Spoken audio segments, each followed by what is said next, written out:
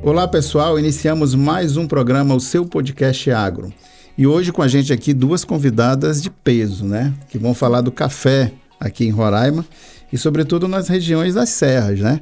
Não é isso? Pacaraima, que tem lá no extremo norte, não é isso?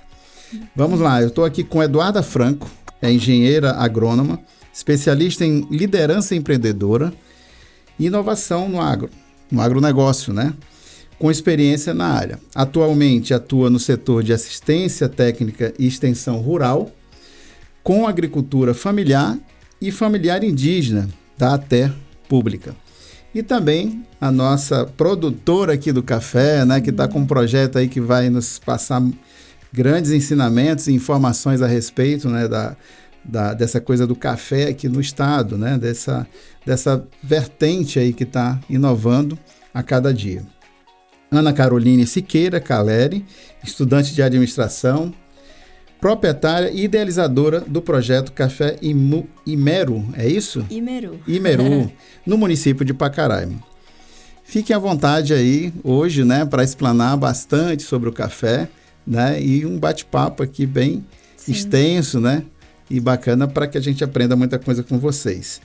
Como é que aconteceu essa coisa do projeto? Como é que nasceu o projeto, né, Imeru, não é isso? E como você pode explanar isso dentro de uma região de serra, né, um pouco distante ali dos grandes centros, mas que traz, né, a partir dos 3 anos, como foi colocado aqui nos bastidores, né, um desenvolvimento bem interessante aqui para a área, sobretudo do cultivo do café. Vou iniciar um pouquinho falando da história do café. São 3 anos que estamos processando e comercializando o Imeru, né? Mas essa história já tem 7 anos atrás que a gente plantou as plantas, né? Os cafés. Então, foi assim, nasceu de uma visita de um amigo nosso, né? Ele chegou, pediu um pouquinho da amostra do nosso café, que a gente já tinha plantado, né? Há uns 4 anos atrás. Pegamos essa amostra, enviamos para ele e ele entregou para algumas pessoas que conheciam um pouquinho mais sobre café. E com isso, eles mandaram um protótipo pra gente, o primeiro do Imeru, que se chamava Café Cauê, no início, né? Separaram, fizeram uma seleção, mandaram pra gente tanto o especial quanto o gourmet e o tradicional. E aí eu comecei a ver um pouquinho mais sobre café, que eu não sabia que existia tudo isso sobre café. Sim, era somente tudo, aquele né? café que a gente tomava todos os dias e comprava. Enfim, daí Então, eu comecei... sendo um aprendizado do dia a dia, né? Foi do Lidar início. Eu falo que o Imeru, ele nasceu mesmo, porque a gente não tinha conhecimento nenhum. A gente não tinha conhecimento sobre as plantas de café, que elas estavam abandonadas no sítio. Não tinha conhecimento sobre plantas, sobre o cultivo, o processo do café, o que era cafés especiais, não sabíamos de nada. Exatamente nada. E aí começou com isso. E eu, na época, estava estudando para o vestibular, né? Para fazer um outro curso. E aí eu falei, não, eu quero mexer com café, eu quero trabalhar com café. E aí eu comecei, no mesmo dia que eu vi o protótipo, eu já fui atrás do nome, achei o nome Imeru. E aí já nasceu no mesmo dia com a minha mãe, com meu pai. E aí eu comecei a imaginar as embalagens, foi tudo muito rápido, né? Muito empreendedor, né? Foi muito rápido. É legal ouvir a Ana falando da história, né? Porque realmente foi a união da família, né? A gente tem ali o próprio pai, né? A avó dela, que iniciou na atividade ali na comunidade Cauê, em Pacaraima. E aí é muito bonito de ver quando a Ana fala, os pais falam do início mesmo da história, né? E obviamente com né? Além da parceria familiar, eu digo, né? Vocês têm também, né, Ana, a presença de pessoas que contribuíram depois desse despertar, né, da família Imeru, para continuar dentro da atividade e trabalhar, iniciar a qualidade ali, né? E essa palavra Imeru vem de onde? Qual o significado? Significa cachoeira. Eu quis levar um nome específico da onde a gente mora, né? A minha avó, ela tem a etnia Macuxi, eu sou de origem indígena, moro dentro da comunidade, então eu quis levar um pouquinho da cultura da minha avó, que iniciou também com as mudas de café, e aí eu quis colocar Macuxi, que significa cachoeira na língua Macuxi, né, Imeru, e porque o nosso sítio se chama Sítio Cachoeirinha. E aí a nossa plantação de café fica bem ao lado de uma cachoeira. Aí eu quis colocar tudo isso, um conjunto de coisas para poder colocar no nome e as pessoas lembrar disso depois. E quando você fala que sua avó plantava, era para consumo próprio. Consumo próprio. E isso já vem enraizado da família, então, né? Eu tinha 5 anos essas plantas, as primeiras, né? E eram só 240 plantas. Então, o Imeru, agora ele já tem 1.500 plantas já no chão e já estão começando 2024, a produzir. Né? 2024. Ele iniciou com 240 plantas. Então, era somente para consumo. Eu sei que é mais uma coisa assim dos familiares, mas quantas pessoas estão envolvidas aí nessa produção? 5 pessoas, mais 3 colaboradores que ajudam a gente toda semana. E todos foram ali aprendendo na lida, no dia a dia, e tudo aquilo que vocês iam pesquisando e a ajuda de quem tinha um conhecimento mais vasto, é isso, né? Foi com muita parceria também, né? Que a gente sempre teve a Embrapa. Logo que iniciou tudo, a Embrapa veio para dentro para ajudar a gente, o IATE veio nas primeiras vezes, né? Para ajudar a gente com assistência técnica. E aí eu tenho também meu primo, que é agrônomo, que ajuda a gente lá, e a gente fica nessa busca de conhecimento, né? Porque a gente não tinha muita informação sobre café aqui em Roraima. E quais são os desafios maiores, assim, hoje? Eu digo assim, quando eu conheci o Imeru ali, a comunidade Cauê, de fato, foi em 2022. Eu conheci, de fato, através da Embrapa Roraima, que já desenvolvia um trabalho ali, por ter especialistas e pessoas que já vinham com esse contato com a Embrapa Rondônia. E aí, com essa tecnologia da Embrapa Rondônia, eles trouxeram a expertise, né? A Embrapa Roraima trouxe a expertise para a comunidade. Então, eu tive a oportunidade de conhecer através da antiga Secretaria de Agricultura, né? E aí, conheci e o elo continuou, né? Desde então, de 2022 para cá. E a gente vê que muitas pessoas realmente, você falou, quais são os desafios, né? Eu acho que quem mora lá, obviamente, acho que a cada semestre, a cada ano, vem um novo desafio, né, Ana? E eu acho que a cada pessoa que tenta ali contribuir, identifica também um novo desafio, né?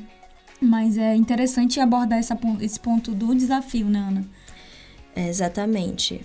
Todos os dias, a gente encontra como ela disse, um novo desafio. As pessoas, a Embrapa chegou pra gente e começou a trabalhar. Então, eles falaram, não, a gente tem que começar por aqui e por aqui. E toda vez que a gente ia trabalhando um pouquinho mais, eu descobria que existia mais coisas sobre café. Para melhorar e aperfeiçoar. E então, assim, a cada dia, depois que eu iniciei o trabalho com café, eu nunca mais parei. Então, é todo dia um conhecimento diferente, é todo dia uma ligação tentando um conhecimento diferente. Então, o desafio é isso.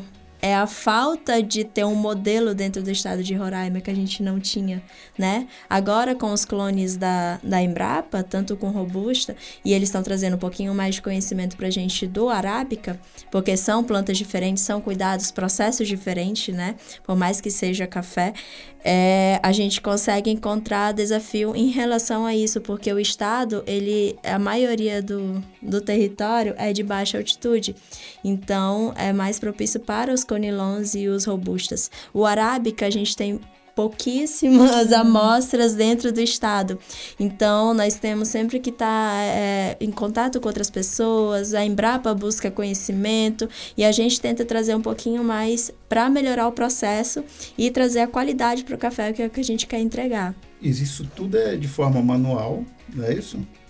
E com parcerias também, né? Para consolidar todos os cuidados, né? Nesse contexto. E você falou em parcerias, né? Foi tocado aí o nome da Embrapa. E qual outras instituições que também procuram vocês e que dão os braços aí, né? Para desenvolver esse processo, né? Frente às dificuldades, frente aos desafios. Eu acho que a Ana já citou, né? Até o próprio primo, né? o professor Rafael aí, que é um engenheiro agrônomo que vem contribuindo muito com a família. Eu acho que, de fato, ter uma pessoa da família que já tem essa contribuição aí de entender do setor, entender da área.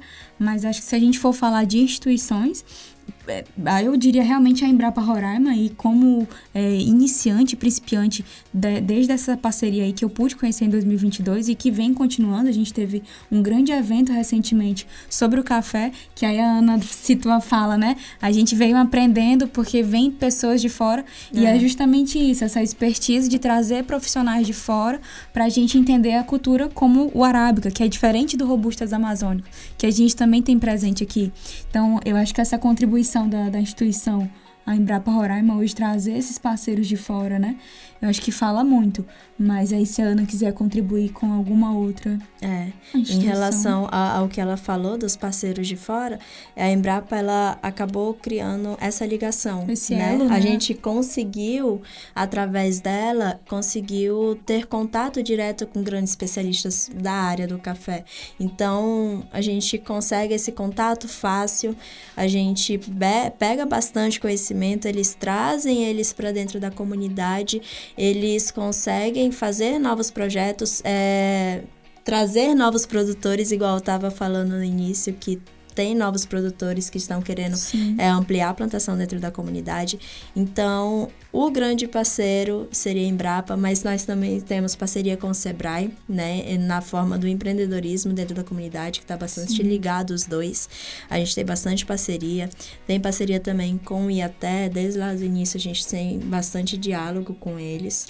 E a gente tem também, através do Senar, né, o CNA Jovem, né, que a gente conseguiu desenvolver ali com um grupo da comunidade a atividade de realmente melhorar, qualificar e trazer esse tino empreendedor, né, um olhar um pouquinho mais aguçado para o empreendedorismo, que eu acho que aí é um grande parceiro também da casa, assim, da atividade.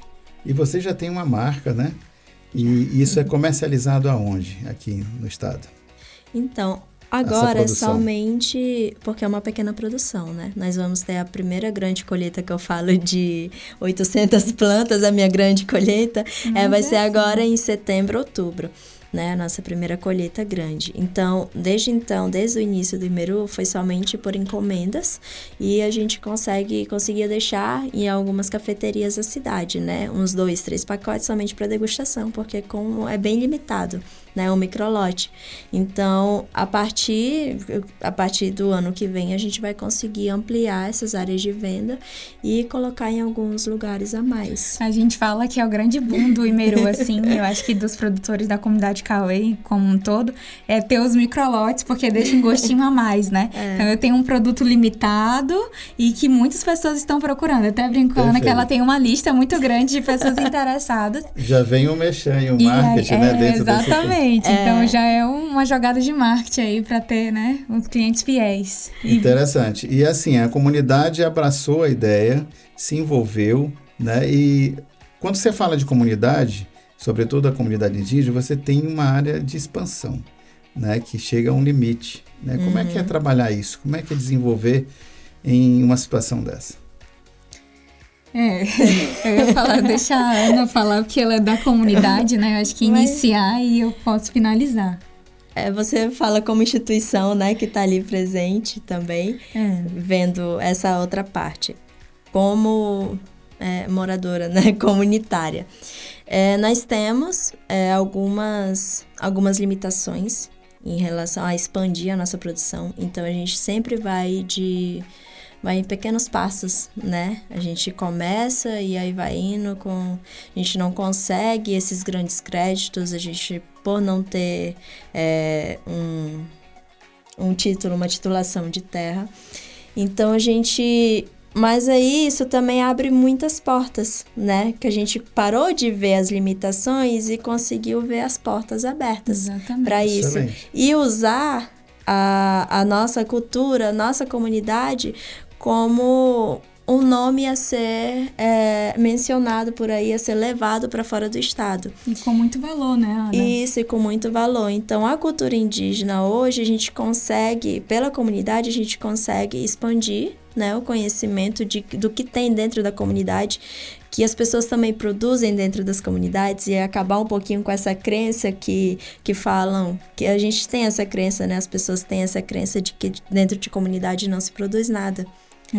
Mas a gente consegue mostrar totalmente o contrário e também de forma na prática, e produtos de qualidade também. E isso é muito legal, assim, a provocação é muito importante e é muito importante que a Ana finalizou aqui, que é em comunidades indígenas se produz com qualidade, tem pessoas sérias e que acreditam, né, na produção e que possam levar seus produtos para fora da comunidade. Apesar das limitações. Mecanização, financiamento, né? Vem outras oportunidades dentro disso. O cuidado sempre eu acho que é levar no diálogo, né? Obviamente, as comunidades indígenas, o diálogo é muito importante, dialogar com as autoridades que são responsáveis pelas comunidades, pela titulação daquele ambiente, daquela terra.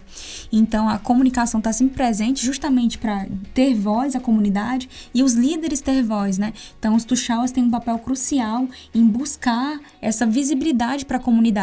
A gente tem o grande exemplo da comunidade Cauê ali, né? O tuxaua compra ideias inovadoras, leva o destaque aí por ser uma pessoa aberta a abertura de outras instituições, a receber o público e, como a Ana falou, levar o valor da comunidade para fora, de Roraima, do Brasil, quem sabe, aí do mundo, né? E a gente geralmente, quando faz o convite, a gente pede de vocês um mini currículo, né? E ela tocou lá no mini currículo sobre o turismo, né? Sim. E o turismo se insere aí, de que forma aí dentro do projeto? Então, eu falo do turismo junto com a minha prima, né, a Karina. Ela é turismóloga e ela tinha esse sonho de implantar o turismo dentro da comunidade. Sim. E é engraçado que a primeira ata da reunião da comunidade, como comunidade indígena, né, que ela foi fundada em 2008, estava falando sobre o turismo, que era para ser trabalhado dentro da comunidade, um turismo ecológico, né, de base comunitária. E nisso a gente não tinha ainda algumas normativas que deixavam isso acontecer, né? Pela lei, pela Constituição, a gente não conseguia essa abertura para trabalhar o turismo dentro das comunidades. Então, a gente vem trabalhando há 3 anos, né? A gente vem trabalhando e colocando o turismo também dentro da comunidade. Nós iniciamos com etnoturismo, com o turismo de base comunitária, depois nós ampliamos para o ecológico, então a gente faz uma junção de tudo isso e depois a gente colocou o turismo rural, né? Que eu consigo mostrar um pouquinho, a gente da comunidade ali consegue mostrar um pouquinho da produção que tem dentro da comunidade, não somente a rota do café, mas a gente mostra as plantações de banana, de horta, né? A diversidade, né? Que a gente tem dentro da comunidade, porque não é só porque o café está em alta que não existem outras produções. Existem muitas produções dentro da comunidade. Então, assim, a gente tenta mostrar e tudo que a gente consegue produzir e eu acabo colocando isso na mesa dos nossos turistas. Então, quando eles chegam, eu falo, gente, essa farinha foi produzida aqui, a tapioca também foi produzida dentro da comunidade, a polpa de fruta veio da comunidade, a gente compra tudo da comunidade. A horta, a gente vai na horta, a gente compra a salada dos turistas. Então, a gente deixa bem explícito essa parte para eles entenderem que o que eles estão comendo é um produto de qualidade da comunidade com qualidade de maneira orgânica. Inclusive, muitas vezes gourmet, né, que você colocou. E o café. Então eles conseguem ter tudo pra isso. Fechar com um cafezinho, né, Ana? E eles conseguem ter tudo isso, essa experiência. Tanto vendo a cultura, um pouco da cultura indígena, né, inserida ali dentro, quanto a nossa preservação, que a gente preza muito pela preservação dentro da comunidade. Então, a gente consegue ter várias áreas de mata, assim, fechada. As cachoeiras são também muito preservadas. Então, a gente consegue envolver tudo isso num turismo só. E as pessoas ficam encantadas. Uma produção extensa de outros produtos, né, de uma variedade maior, que ali o turista vai ter contato contato. Tem a questão das cachoeiras, que eu não sei se pode ser visitada, mas enfim, existe toda uma contextualização e em cima disso tudo ainda o café. Finaliza com um cafezinho. Que bom. Aí eu falo que a comunidade serve de muito exemplo, né? A gente sabe que tem muito a avançar em perfis de comunidades aqui no estado de Roraima, então acho que para todos os ouvintes hoje do podcast, né, olhar o exemplo da comunidade Cauê lá de Pacaraima e entender que é possível dentro da sua comunidade, né? Essas Cada lideranças, comunidade né? tem suas expertises, né? Claro. Que precisa ser exatamente. E uma mostrado. coisa não exclui a outra, né? Então você tem a valoração da farinha, pode ter a valoração do beiju e, né, os N produtos, de né? outros produtos, exatamente. Né? E aí, que tal convidar a Ana para fazer essas palestras aí nas comunidades? Olha só, eu acho que o convite vale a pena, né, Ana? Tá, e a produção é mais ali, como é que se diz assim, vocês vão, dão uma amostra, né? Trazem para a cidade, nesse sentido, para os cafés que já têm, assim, consolidados aqui como área comercial, né? E amanhã, se eu quiser provar esse café, aonde é que eu vou? Hoje, como a gente falou, né, o marketing do Imeru é justamente o microlote, né? Então, é ter essas quantidades de café à venda, mas em pequenas quantidades. Por isso que eles trabalham com uma lista de clientes, né? Então, não tem a pronta entrega, assim, né? Porque justamente eles trabalham com uma demanda, né? O café, ele trabalha com uma época de colheita. Então, aqui no estado, a gente tem uma época de colheita que varia muito, né? Justamente pelas nossas condições edafoclimáticas. O arábica não é diferente. A gente tem um volume de produção menor que o robustas amazônicos, mas em comparação à qualidade da bebida, a gente tem a superioridade do arábica, que é aí que a gente ganha com relação a essa qualidade da bebida, àqueles que são ensinados a apreciar e aqueles que já conhecem essa qualidade. Então, com a arábica, a gente tem esse cuidado aí com relação à colheita, né? Uma colheita mais dedicada, mais cautelosa, para ter uma coleta somente dos frutos cerejas, que é o que origina aí uma bebida de fato de qualidade. Né? Como é que é feita essa seleção?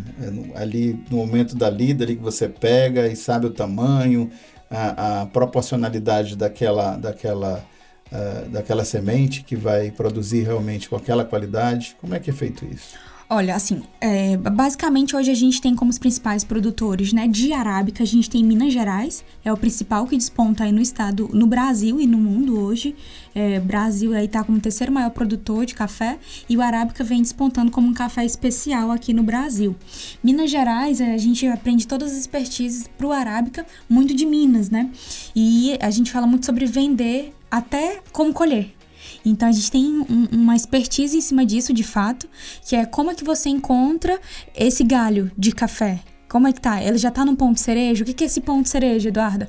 De fato, né... Uma explicação muito simples, é um fruto de café mais vermelho, um vermelho vivo. Então isso, já arrancando do pé, você provando essa frutinha mesmo, esse fruto cereja de café, você já sente um adocicado na própria boca. Então esse é um ponto de colheita. E a gente tem também, né, o Brix, que é um aparelho que você usa para medir também essa semente, para ver como é que esse fruto está no ponto de Brix, né, acima de 14, acima de 13. Então é importante ter esse equipamento. Mas se não tiver, a gente acompanha, obviamente, no olho, né? Antigamente, e hoje a gente faz muito isso ainda, é o acompanhamento do fruto cereja. Ele tá verde, ele tá cereja, ele tá coco. Então, tem muito essa distinção muito simples lá na ponta, né? Então, o Imeru hoje tem feito isso com muita expertise, né? E com muito cuidado, que eu acho que é aí que tá o gargalo. E justamente gargalo por quê? Porque a gente fala de série de fatores. É mão de obra, é o tempo, é o horário. Então, tem uma série de conjuntos que levam a, de fato, ter uma bebida de qualidade. Você falou que o Brasil está em terceiro lugar. Isso, exportação. A mão de obra toda qualificada dentro dessa área é manual ou tem maquinário para isso, para essa colheita? Hoje, se for falar em maquinário, a gente está falando em pesquisa, está falando em fase de teste. Com relação à colheita mecanizada, a gente está falando em fase de teste. Somente 2 máquinas hoje estão presentes no Brasil, estão lá em Minas Gerais, justamente para saber como é que vai se dar essa colheita, vai se dar de forma 100%, como é que fica essa planta pós-colheita mecanizada. Porque com a entrada dessa máquina, a gente sabe que fica ali a planta um pouco mais fragilizada. Então, hoje a gente tem 2 máquinas já registradas e aí que estão em fase de teste com relação à mecanização. Mas atualmente a colheita do café é toda feita de maneira manual ou semi-mecanizada, que é onde a gente tem a ajuda, né, aí de braçadeiras elétricas que ajudam a cortar as plantas aí em sua lateral e derruba o galho como um todo. E a gente, dentro do mundo do café, a gente tem café com mais qualidade e café com menos qualidade. Assim como tudo na vida, né? E quem prioriza a maior qualidade tem um trabalho maior na hora da colheita. E essa colheita, em sua maioria, se dá de maneira manual. Então, aqueles que não prisam por uma qualidade ou não tem o know-how de mercado dentro de uma qualidade tão grande, não prioriza tanto a colheita manual, que é uma colheita mais dedicada, mais minuciosa. Então já vem aí com a semi-mecanizada, que é uma colheita mais rápida e você não tem de fato uma bebida de grande qualidade. Entendi. E assim, me explanar sobre o café no estado de Roraima. Quem está produzindo café? Eita. Em todo o estado? Eita. Primeiro, produzindo café no estado de Roraima. Quando a gente fala em amostragem de café em Roraima, é um assunto que a gente deve realmente ter um cuidado para buscar, pesquisar, conversar com quem realmente atua. Eu atuo há mais de 4 anos com assistência técnica e extensão rural e também sou filha de produtores rurais, o que me permitiu e vem me permitindo aí ter contato com o monitoramento desses produtores e como é que está se dando essa cafeicultura aqui em Roraima. Atualmente a gente está em fase embrionária, eu diria, com relação ao desenvolvimento dessa cafeicultura no estado de fato. A gente tem aí alguns municípios, somente 6 municípios dos 15 que nós temos aqui em Roraima, tem café presente no município. E aí a gente pode citar Pacaraima como exemplo, nós temos Rorainópolis, nós temos Caracaraí, nós temos Boa Vista, nós temos também Bonfim e nós podemos fechar... Eu falei 6. Nós fechamos aí com esses municípios. E nós temos Bonfim, né? Que aí se deu em 2019 como centro aí de desenvolvimento do polo cafeeiro. Mas com uma variação diferenciada. Exatamente. Né, de espécie. Bom, bem pontuado. A gente tem justamente, nesses 6 municípios, 5, nós temos a predominância do Robustas amazônicos e somente em Pacaraima a gente tem a predominância ali do Arábica. Justamente pela cultura permitir aí ser desenvolvida com seu alto potencial produtivo acima de 600 metros de altitude. E por isso a gente tem ali a família Meru cultivando esse café de uma forma extensiva ali e profissionalmente. Você falou dessa expansão, falamos da expansão em termos de território, né? Sim. Em relação a hectares.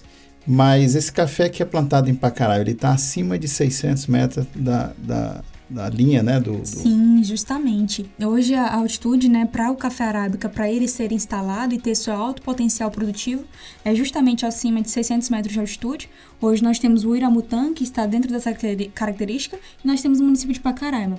Lá o Imeru, Ana, a gente pode falar... qual a predominância, né, dessa altitude, que varia de 775 para mais, né?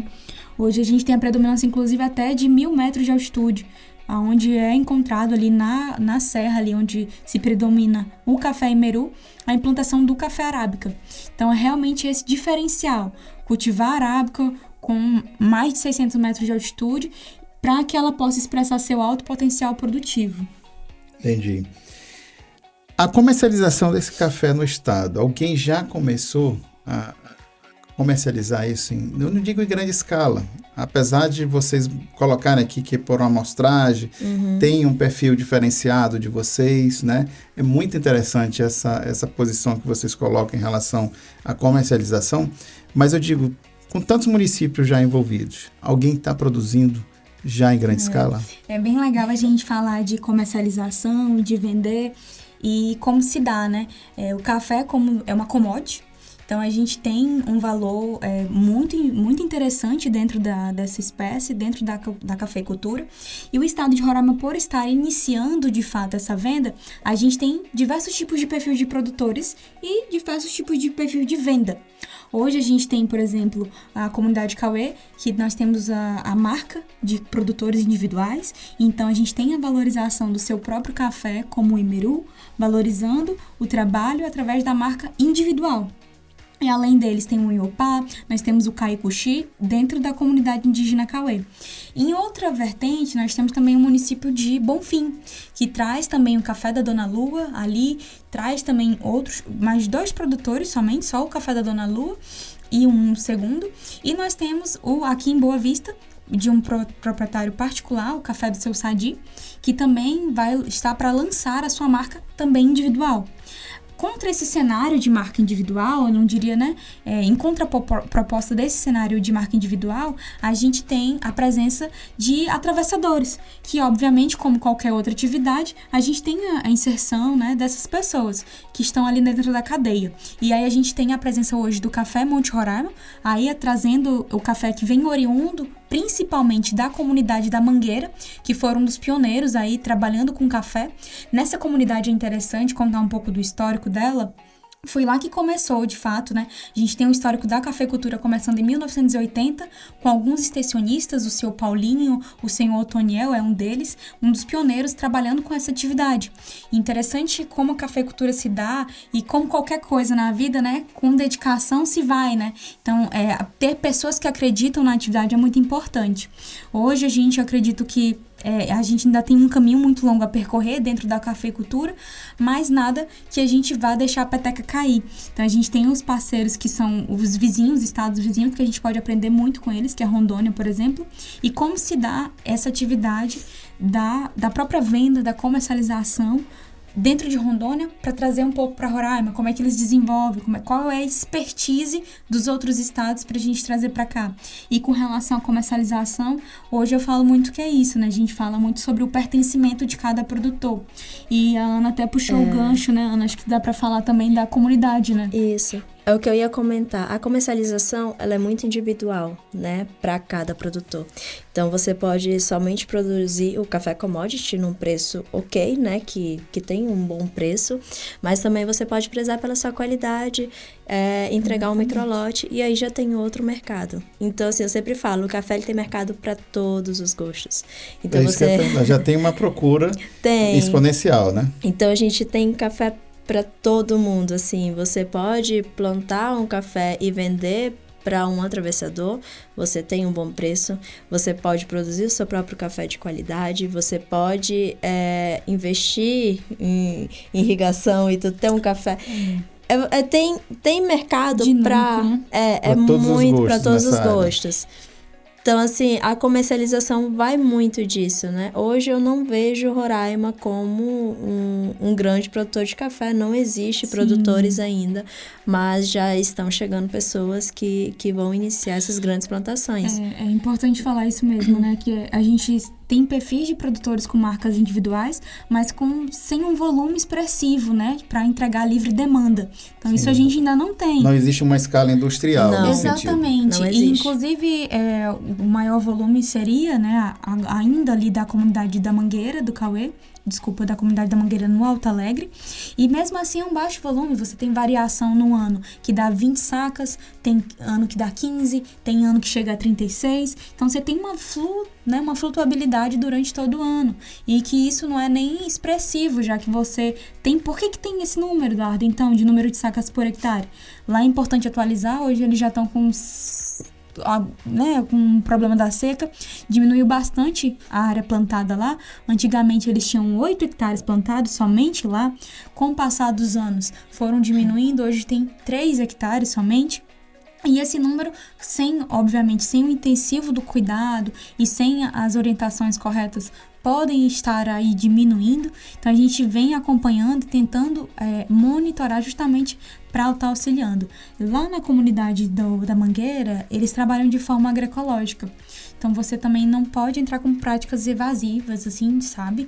Com relação ao conservacionismo, né? O antigo, né, que a gente trabalha com a prática da adubação química, então eles têm todo esse cuidado lá também. Então é trabalhar com práticas conservacionistas sim, mas ligada à sustentabilidade e não ligada aos moldes antigos, que é a inserção dos adubos, dos químicos. Então lá tem todo esse cuidado também.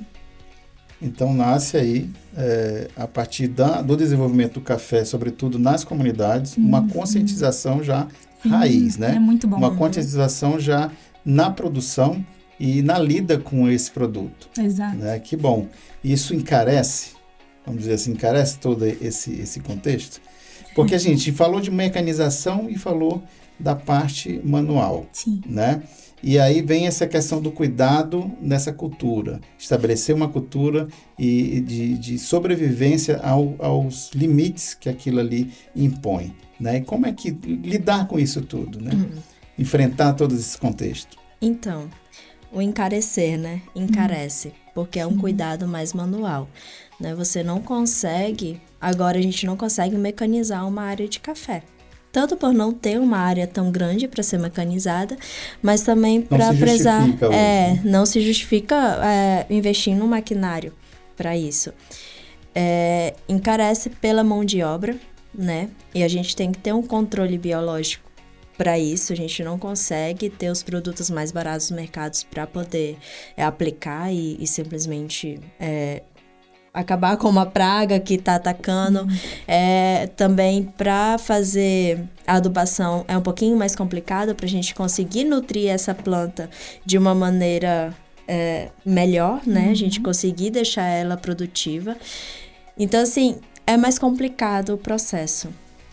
Mas tem os prós e os contras, né? Eu ia falar, né? A valorização do produto. A valorização do produto frente a outras demandas, né? É bem interessante. A gente consegue levar bastante. Então, por exemplo, eu gosto muito da agroecologia, gosto muito da sustentabilidade. Inclusive tem um selo, né? Nós temos um selo de orgânico, né? Pelo MAPA, um certificado de agricultura orgânica. Legal. Então, a gente consegue expressar isso já para outras pessoas, né? Não é só falar que o café é orgânico, mas a gente consegue provar que a gente tem práticas ali dentro, né? Sustentáveis dentro da nossa plantação. É um trabalho a mais, né? Assim, é bem cansativo, assim, mais que os outros mecanizados, mas é para quem gosta, né? Eu falo sempre isso também, é para quem quer ver melhor, quem pela quer história entregar. Contada aqui existe não só essa preocupação da cultura, essa preocupação de desenvolver um produto de qualidade, mas acima de tudo o amor, né? Sim. Em cima de tudo isso aí que foi demonstrado aqui pela história de vocês. Porque a Eduarda, ela conhece bem de perto a nossa história, né? Ela sempre esteve presente ali.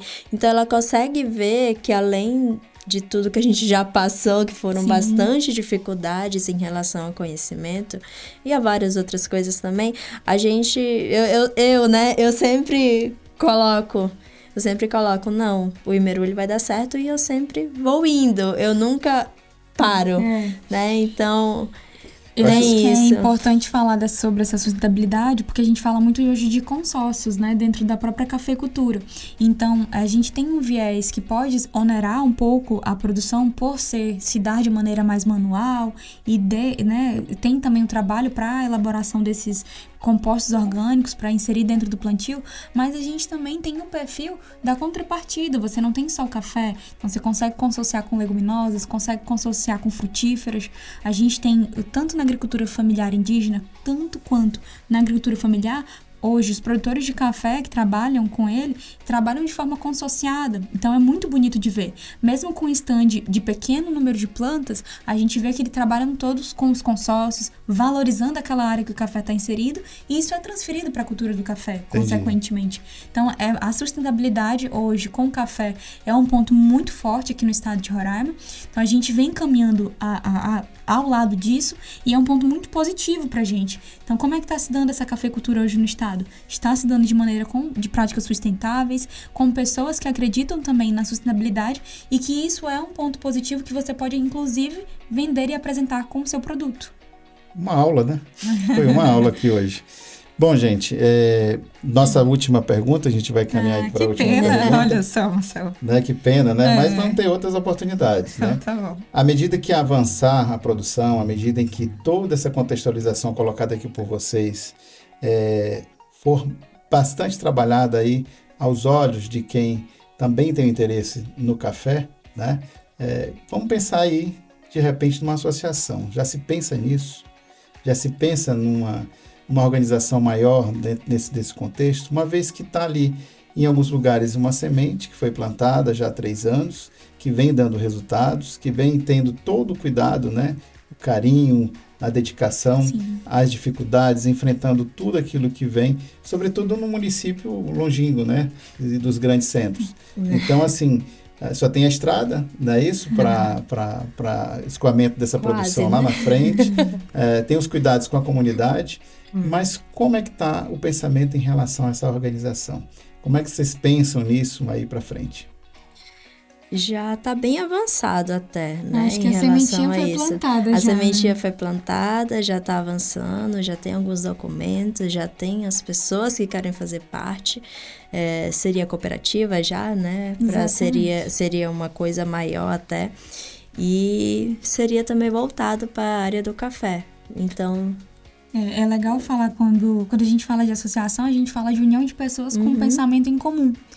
E, além disso, né, a gente tem diversas instituições que a gente vem agregando para somar com a cafeicultura. Nós temos a Embrapa, nós temos o Sebrae, nós temos as instituições do eixo do agro, né, ligados ao estado de Roraima. Nós temos também as prefeituras, que nós temos lá o exemplo da prefeitura de Pacaraima, né, que vem ali tentando e auxiliando para que eles possam auxiliar no desenvolvimento da cafeicultura. E quando a gente fala em associação ou cooperativa, a gente tem trabalhos, inclusive, já desenvolvidos dentro da cafeicultura para o estado de Roraima, que fala justamente disso. Vamos juntar as pessoas que pensam em comum, que prezam pelo desenvolvimento dessa atividade, para que se possa pensar numa associação, mas quem sabe mais, uma cooperativa, né? Mas eu acho que um passo de cada vez, né? A gente sabe que hoje a gente tem uma regularização com relação à associação e cooperativa. A cooperativa, por exemplo, você precisa de no mínimo 20 pessoas para abrir uma cooperativa. E com relação à cafeicultura, eu acredito que a expertise seria juntar o do estado. Não só de uma localidade, mas pensar um pouco a mais, juntar produtores de outros municípios para unir forças, para que quando a gente tem, por exemplo, nós temos o estado vizinho, que é Manaus, que já está a passos largos dentro da cafeicultura. Inclusive tem a sede ali, né, de tratamento, de beneficiamento do café, tem as 3 Corações ali também instalada em Manaus, nosso vizinho. Então, se a gente tem uma força de uma cooperativa, por que não, né, pensar em estar ali vendendo para o nosso estado vizinho, ou depois, quem sabe, até no estado de Roraima, já ter uma coisa mais organizada com relação a beneficiamento. Então, é uma coisa muito rica de se pensar e muito rica de se fazer também. A gente tem pessoas que acreditam na cafeicultura e vem somando, né? São os produtores, são as entidades, são as organizações que já vão olhando a cafeicultura com outros olhos. Então, essa realidade eu espero que não esteja tão longe de acontecer, né? Esse ano, eu espero realmente que a gente tem trabalhado como instituição, trabalhando hoje na ATE Pública, a gente tem também somado forças com parceiros para que a gente possa ter uma cafeicultura com credibilidade, de fato, e mais expansiva, né, com mais desenvolvimento para o estado de Roraima. Para a gente dizer, olha, tem café em Roraima, são tantos hectares, ou seja, tem mais de 6, tem mais de 8, é realmente mais expressivo para a gente poder atuar de forma mais profissional. Perfeito. Vocês viram aí, né, os ensinamentos, as informações que foram colocadas no programa de hoje. Eu agradeço a oportunidade que vocês nos deram, né, para os nossos seguidores, para as pessoas que simpatizam aí com a área, né, do café e que gostam de tomar um bom café. Aí fica a deixa. Tem o Imeru, né? Pacaraima não é só, vamos dizer assim, notícias negativas, pelo contrário, existe toda uma produção hoje voltada dentro das áreas indígenas. Isso mostra um diferencial em todo o estado e precisa ser visto, precisa evoluir, né, cada vez mais e valorizado sobretudo. Fica aí aberto aí para vocês passarem uma mensagem se quiserem. E as portas do seu podcast Agro vão estar abertas sempre para vocês. Obrigada. Eu gostaria, né, de primeiramente agradecer pelo convite. Eu sou uma apaixonada pelo café, inclusive até me empolgo, né? E aí não posso deixar porque eu sempre quero falar mais, né? Eu realmente gostaria de agradecer pela oportunidade, Marcelo. É muito bem-vindo sempre o seu convite, falar sobre um setor que eu sou apaixonada desde pequena. É uma grande alegria e honra para mim. E falar para várias pessoas que sai mais que alegria, né? Então, falar do café, eu já tive a oportunidade de sair do estado e conhecer outras realidades ligadas à cafeicultura, e foi um prazerzão, assim, e trazer isso para o meu estado como jovem, como uma jovem líder, é uma grande honra mesmo. Hoje, através do CNA e o Senar Roraima, eu consigo aí ter esse conhecimento a mais ligado à cafeicultura, e com o pessoal da comunidade Cauê também, eu realmente gostaria de agradecer, já agradeci outras vezes, mas nunca é demais, agradecer pela oportunidade de estar ali atuando, de estar ali trabalhando com esse público tão interessado e tão diferencial. Eu realmente falo que os produtores da comunidade Cauê têm um diferencial, o Imeru tem um grande diferencial, que é realmente fazer com profissionalismo, fazer acreditando e envolvendo outras pessoas. Então, eu acho que a gente cresce e cresce junto. Então, eu acho que poderia fechar minha fala realmente aqui, é que possamos juntos somar esforços para que todos possamos crescer juntos. Perfeito. Então, complementando a fala da Eduarda, crescer juntas, né? A gente precisa de muita ajuda para estar ali. Então, a gente, para consolidar um negócio, consolidar o café em Roraima, a gente precisa juntar todos os produtores e fazer ser visto, Roraima ser visto como produtor de café, que hoje não é, né? A gente está engatinhando, está no início, mas que já temos café com qualidade, né? E por morar dentro de uma comunidade e sempre ter aquela visão, né, para dentro de comunidades indígenas, que comunidades não produzem, mostrar que produz, mostrar que tem um café de qualidade, mostrar que a gente tem muito mais do que somente a nossa cultura ali dentro. A gente tem produção para levar para o mundo, né? A cultura, mais que isso, inserida em cada método de produção. É muito gratificante levar o nome da comunidade no Café Imeru e mostrar fora do Brasil, que já foi para fora do Brasil, mostrar fora do estado, e encontrar pessoas que valorizem isso, né? Pra gente a gente contar a nossa história, né? Do início, como foi tudo, e as pessoas valorizarem isso além da qualidade. Então, assim, depois que eu iniciei com o café, eu me tornei uma apaixonada por café. É quase um caminho sem volta, né? Depois que as pessoas começam a estudar um pouquinho sobre o café. Então, queria agradecer, né, a oportunidade de falar um pouquinho da nossa história, um pouquinho da minha comunidade, né? Que eu sempre levo o nome dela para as pessoas conhecerem um pouquinho mais. E convidar também, se vocês quiserem conhecer a nossa comunidade, a gente está de portas abertas. Convida todo mundo. Estamos de portas abertas, né? De repente, né? vira um documentário, quem sabe? Muito bacana. E agradecer também a Eduarda, que sempre está do nosso ladinho lá, né? Cuidando de tudo, dando assistência do jeito que pode, se preocupando. Toda semana eu e a Eduarda, a gente está no celular. Então, como assim, diz uma chefe que eu tenho, brilho nos olhos. A Eduarda tem isso o tempo todo, quando ela começa a falar sobre esses assuntos. Uma excelente profissional. E então, só queria agradecer, né? Nós que agradecemos. O nosso podcast fica por aqui, né? Sigam nos canais, na BIOS, no YouTube, né? Vai estar lá a tarjinha ali no vídeo. E até a próxima, né? Até a próxima com outra aula, né? Como foi dada hoje pra gente. Muito obrigado. Sobre a qualidade de café. Obrigado.